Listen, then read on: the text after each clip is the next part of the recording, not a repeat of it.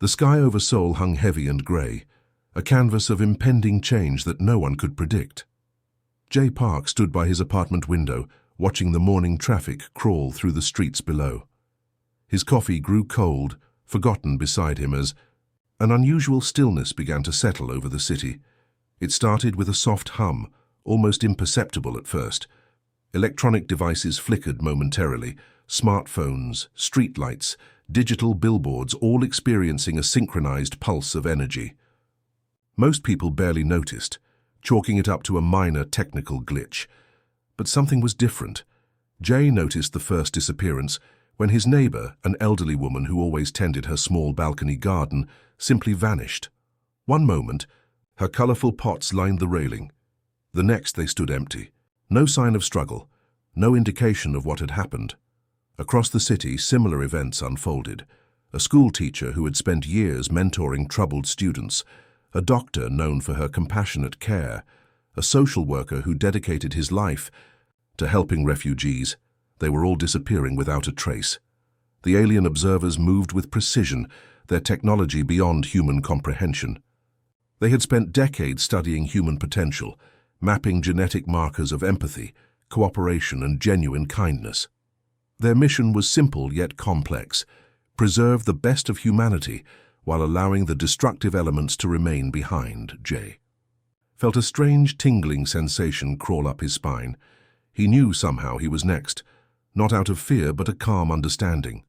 Throughout his life he had always chosen cooperation over conflict, understanding over judgment. He had worked in community development, helping bridge gaps between different social groups, always believing in humanity's potential for good. The white light came suddenly. It wasn't harsh or painful, but warm and encompassing. Jay could see his apartment dissolving around him, not destroyed but transformed. Memories of his life flickered like old photographs, moments of kindness, of helping strangers, of choosing compassion over personal gain. Millions were being relocated in those moments, not randomly, but meticulously selected. Doctors, teachers, social workers, community leaders, philosophers, artists, those who represented humanity's most positive potential. They vanished from cities across the globe: Tokyo, New York, London, Rio, Lagos, leaving behind a complex network of individuals who had consistently chosen conflict over understanding. The technology was beyond human science. Quantum transportation that didn't just move bodies, but carefully preserved memories, experiences, and the intricate neural networks that made each person unique. The aliens weren't conquerors, but researchers. They saw humanity as a fascinating experiment, a species with incredible potential trapped by its own destructive tendencies. Jay's last glimpse of his world was a panoramic view dissolving into pure light. He wasn't afraid. Something told him this was not an ending but a beginning. Around the world, similar scenes played out. Families separated, not by violence, but by an invisible selection process. Children vanished from school classrooms. Colleagues disappeared from office floors. Entire communities were restructured in moments. The global communication networks briefly went crazy. News channels showed inexplicable gaps in population centers. Social media erupted with incomplete stories and fragmentary evidence. But as quickly as the confusion started, it began to settle into an eerie calm. Those left behind wouldn't immediately understand. The full implications would take time to process. Governments would scramble to explain. Military institutions would be thrown into chaos. But the fundamental transformation had already occurred. Humanity had been divided, not by borders or languages or religions, but by the fundamental choice between cooperation and conflict. Jay closed his eyes as the light embraced him, carrying him towards an unknown future. Whatever waited on the other side, he knew it would be different, better. A chance to rebuild, to reimagine, to restart. The silent departure was complete. The world changed quickly after the disappearance. Major cities became battlegrounds almost, overnight. In New York, remaining military groups split into 3 competing factions, each controlling different sections of Manhattan. Their resources were limited, but their anger was unlimited. Communication networks collapsed within weeks. Major governments lost nearly 40% of their most skilled professionals: engineers, diplomats, medical experts, and problem solvers. What remained were primarily individuals with aggressive tendencies, territorial mindsets, and minimal collaborative skills. In Europe, former countries began fragmenting. Germany split into 3 separate territories, each controlled by different military commanders. France experienced similar disruptions, with regional leaders declaring independent zones and blocking transportation routes. The concept of national unity became a distant memory. Resources became the primary currency of survival. Food production dropped dramatically. Agricultural experts who understood complex farming techniques had been among the first to disappear. Remaining populations struggled to maintain basic food supplies. Warehouses became fortified zones, protected by armed groups who saw survival as a zero-sum game. Technology started regressing. Complex systems that required collaborative maintenance began failing. Power grids became unreliable. Internet connectivity became sporadic. Communication between different regions became increasingly difficult. Military bases transformed into independent kingdoms. Soldiers who remained were primarily those motivated by power, not service. They saw their new role not as protectors, but as controllers. Weapons became bargaining chips.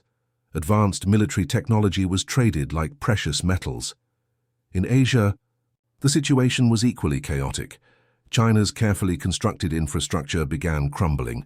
Regional governors started creating independent territories. Trade routes collapsed. Economic systems that had taken decades to build disintegrated within months. Water became more valuable than gold. Regions with natural water sources became instant battlegrounds. Rivers and lakes were militarized.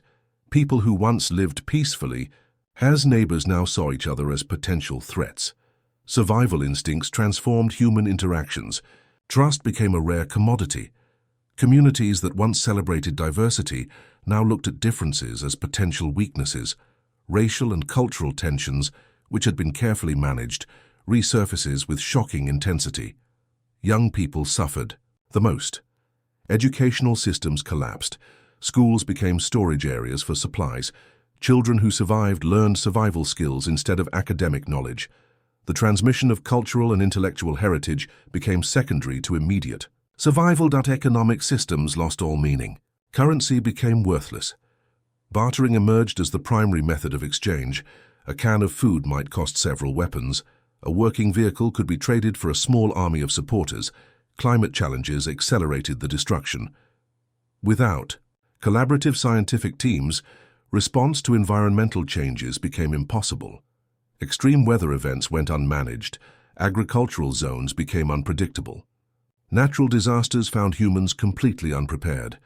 Medical systems collapsed completely. Hospitals became fortified zones. Advanced medical equipment was either destroyed or hoarded by powerful groups. Simple infections became potentially fatal. The complex medical knowledge that had been accumulated over generations vanished. Global communication became a myth. Satellite systems failed. Radio communications became limited. Information traveled slowly and was often unreliable. Rumors and misinformation spread faster than actual facts. Transportation networks disintegrated. Major highways became dangerous zones. Vehicles were both transportation and weapons. Long-distance travel became nearly impossible. Communities became increasingly isolated. Political ideologies became meaningless. The complex discussions about governance, human rights, and social progress were replaced by immediate survival tactics. Leadership was determined by physical strength and weapon possession, not intellectual capability or moral standing. As months passed, the human population continued to decline, not just through direct conflicts, but through inability to maintain basic survival systems. The complex social structures that had taken thousands of years to build were dismantled in mere months. The planet watched silently. Nature began reclaiming abandoned spaces. Cities that once housed millions became quiet zones. The experiment of human civilization seemed to be reaching its final dramatic conclusion. No one remembered the ones who had been taken. No one knew about the other dimension, where humanity's best minds were rebuilding, watching and waiting. Earth burned, not with dramatic explosions, but with the slow, steady flame of human self-destruction. The new world was unlike anything humans had ever experienced. Soft purple skies stretched over landscapes that seemed to breathe with living energy. Jay Park stood on a cliff overlooking a valley where geometric structures rose from the ground like organic crystals, blending technology and nature in perfect harmony. Their first days in this dimension were challenging. The relocated humans quickly realized they weren't prisoners, but participants in a grand experiment. Advanced alien administrators watched from distant observation points, their technology so advanced it seemed like magic. Yun Kim, a former urban planner, became one of the first to organize the new settlements. She discovered that the environment responded to collective human thought. When people worked together, the landscape literally shifted, creating living spaces, generating resources, adapting to their needs.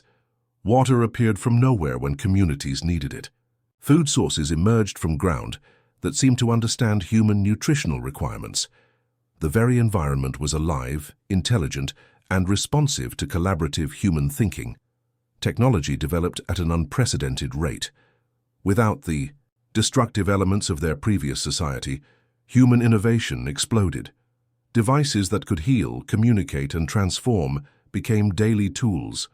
Complex problems that took decades on Earth were solved in weeks. Agricultural systems worked differently. Here, crops grew in minutes, not months. Plants communicated with humans, sharing information about optimal growth conditions. Farming became a dialogue between humans and their environment, not a battle of control. Medical advancements happened almost instantly. Healing wasn't about treating symptoms, but understanding the complete interconnection of body, mind, and environment. Diseases became opportunities for understanding, not battles to be fought. Energy production became seamless. No more fossil fuels or destructive mining. The environment itself provided clean, unlimited energy. Every structure, every device worked in complete harmony with the surrounding ecosystem. Education transformed completely. Learning wasn't about memorizing information, but experiencing knowledge.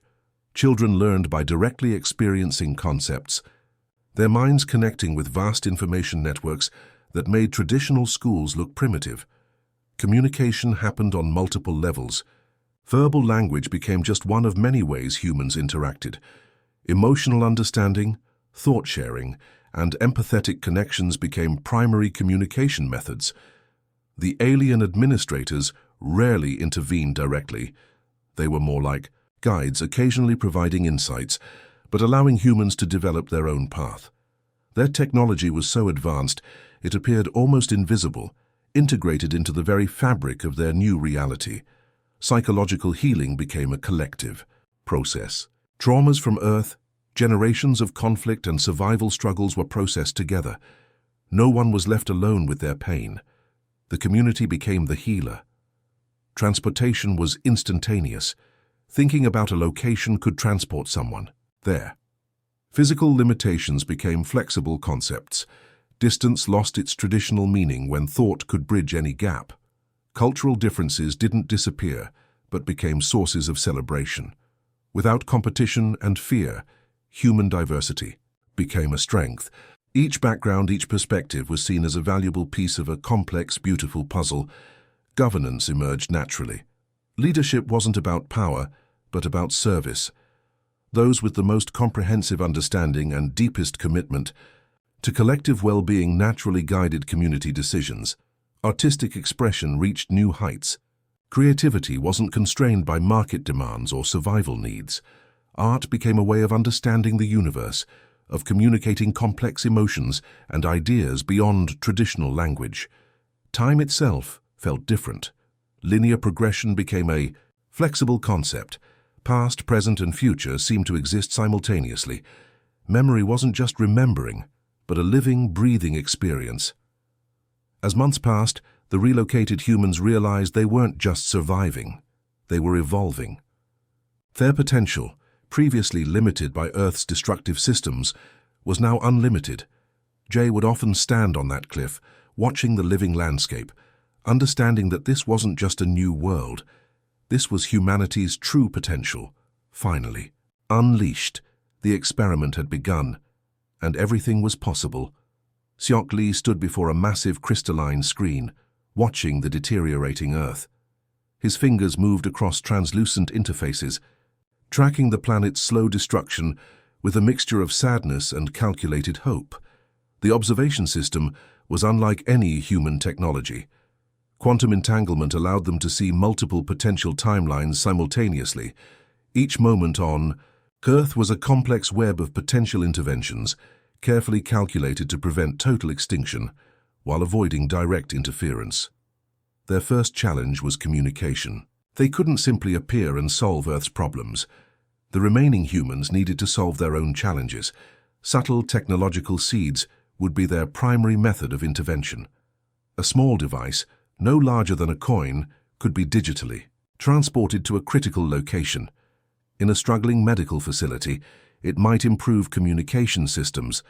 In an agricultural zone, it could enhance crop understanding. Each intervention was a precise, almost invisible nudge. Hyun Choi specialized in psychological intervention technologies. She developed algorithms that could subtly influence communication patterns. These weren't mind control devices, but sophisticated tools that enhanced empathy and collaborative thinking. One intervention involved improving water purification in a conflict zone. The device looked like a simple filtration system, but it contained complex neural networks that encouraged cooperation among different fighting groups. When people worked together to access clean water, they began seeing each other as potential allies, not enemies. Another strategy involved communication networks. Tiny quantum repeaters were strategically placed, allowing isolated communities to reconnect. These devices didn't just improve signal strength, they subtly encouraged dialogue, sharing, and mutual understanding. Agricultural interventions were particularly complex. Devices planted in struggling farmlands could improve soil conditions, increase crop yields, and provide insights that encouraged collaborative farming. Communities that once fought over resources now found themselves working together. The team monitored every intervention carefully. Each action was a delicate balance. Too much help would prevent human growth. Too little would result in complete destruction. They were gardeners of human potential, not saviors. Medical technology seeds were particularly interesting. Small diagnostic tools left in key locations could help communities understand health challenges. These weren't miraculous cures, but tools that enhanced collective problem-solving. Energy was another critical intervention point. Quantum energy collectors could be subtly introduced, providing clean power sources that encouraged community collaboration. A single device might help a small town develop sustainable energy solutions. Psychological intervention was their most sophisticated approach.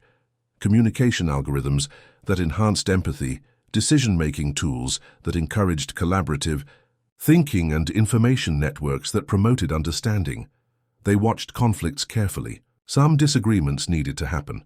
Human growth required challenge, but total destruction was unacceptable. Each intervention was a precise calculation, a quantum dance of potential outcomes. Global communication slowly began improving. Communities that were once isolated started reconnecting. Information began flowing more freely. The seeds of collaboration were slowly taking root. Seok understood the complexity of their mission.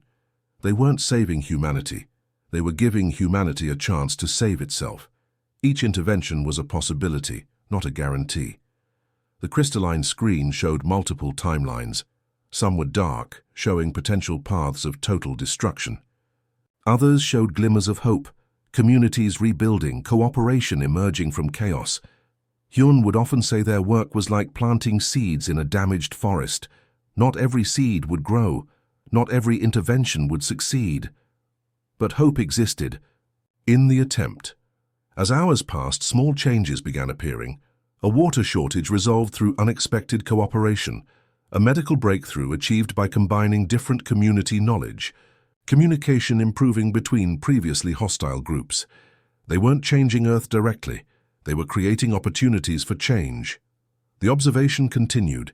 Humanity's potential hung in a delicate balance, and hope as always, remained their most powerful technology. The first signs of healing were subtle. In a small community near what was once Detroit, people began working together in ways they hadn't for years. An old factory became a collaborative space where different groups shared resources, skills, and hopes. Hyun Choi watched the quantum data streams, her fingers tracing delicate patterns of human interaction. Each connection was like a tiny light, slowly spreading across the damaged planetary network. The redemption wasn't coming from grand gestures, but from small, meaningful human moments. Water became the first true catalyst. A group of former enemies discovered a shared challenge in managing a local water source. Their initial interactions were cautious, almost painful, but necessity forced communication. Communication bred understanding. Technology seeds planted years ago began showing results. Small devices that enhanced communication, improved agricultural knowledge, and supported basic medical understanding worked their quiet magic. People, who once fought, now listened to each other. In the ruins of major cities, new communities emerged, not like the old world with its complex bureaucracies, but simple, functional networks of human cooperation. Leadership was no longer about power, but about solving collective challenges. Agricultural zones that were once battlegrounds became shared spaces. People who had fought over land now understood that survival required collaboration. Crop rotation, water management, seed sharing, these became new forms of human connection. Medical knowledge spread differently now. Without centralized systems, communities shared healing techniques. A doctor's knowledge in one region could quickly spread to another through improved communication networks. Healing became a collective process. Children born after the Great Separation understood the world differently. They didn't know about previous conflicts. Their education was about solving problems, understanding differences, and valuing collective growth. Energy production transformed. Small communities developed localized, sustainable power systems. Solar, wind, and quantum energy technologies became accessible. No more fighting over fossil fuel resources. Energy became a shared resource. Communication networks slowly rebuilt, not like the old internet, but more organic systems that valued human connection. Information flowed based on need, not commercial interests. Knowledge became a collective resource. Psychological healing happened simultaneously. Communities developed new ways of processing trauma, understanding conflict, and resolving differences. Empathy became a learned skill, not a rare quality. The quantum intervention devices continued their subtle work. They weren't controlling humans, but creating opportunities for better choices. Each device was like a gentle whisper, encouraging cooperation, understanding. Global systems began reforming, but differently. No more massive, centralized governments. Instead, networked communities that could share resources, solve problems, and support each other. Borders became less important than human connection. Technological advancement happened through collaboration. Scientists from different backgrounds worked together, sharing knowledge freely. Research became a collective human endeavor, not a competitive race. Environmental restoration became a priority. Communities understood their connection to the planet. Healing the land was no longer about preservation, but about active, collaborative restoration. Art and culture flourished in unexpected ways. Without commercial pressures, creativity became a way of understanding the world. Music, visual arts, storytelling became methods of healing, connecting, understanding. Education transformed completely. Learning was no longer about memorizing information, but about solving real-world challenges. Every community became a learning center, every person both a student and a teacher.